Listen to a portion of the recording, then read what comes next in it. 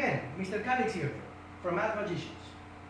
I will continue teaching precalculus, and this will be the second part of the real numbers. In the last video, we discussed about intervals. Now we're going to discuss about bounded and unbounded. How do we know, or how do we differ between bounded and unbounded? Okay, if you see these two tables, bounded is a graph that is between two numbers. Those two numbers are called endpoints. They can be closed when they have brackets. They can be open when they have parentheses. In other classes, you may see that they use opposite brackets. They may be half open when they combine the bracket and the parentheses. Now, when is it unbounded? Unbounded is when you use the infinite sign. When you have an infinite sign, because it's an open sign, it will be unbounded.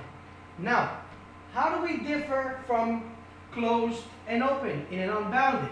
It's closed when you have the point inside a bracket, and it's open when that point is inside a parenthesis.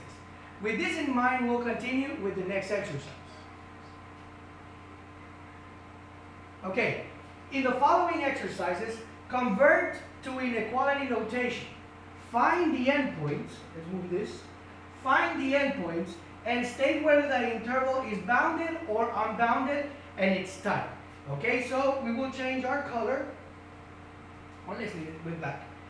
Now, it says the first one, -3 inside parentheses, comma 4. Because you can see that you have a parenthesis, we know that it's open.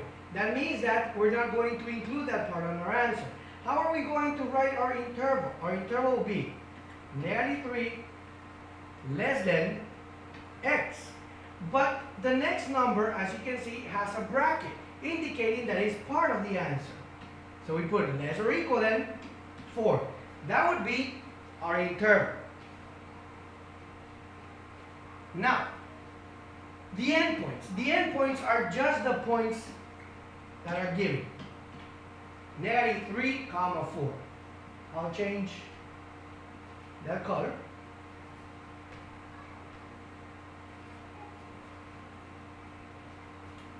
Change this because later on it will be difficult to differ. Let's leave it in black. -3, comma 4. Now, if it's bounded or unbounded, okay, because you have an endpoint here, we can say that this would be bounded. And the last thing is asking for its type. The type, as you can see there, is half open. Okay, you can see it here, half open, because it's combining the bracket and the parentheses. Now, for the next one, it says -infinite, comma 5. Because you are including the infinite, we know that x has to be less than, because it's moving to the left side, indicating that it's negative, less than 5. And because you don't have brackets, you have parentheses, it will just be less than. The endpoints, here you just have one endpoint, that is 5. Now, every time you see the infinite, we know that it's unbounded. And to find the type, we're going to discover it here, that is open. Why is it open? Because the 5, that is your point, has a parenthesis. Here you have some exercises so that you can practice. Okay, you make those exercises for practice. I will be uploading the next video soon. It will be a part 3. Thank you for watching. And remember, math is magic.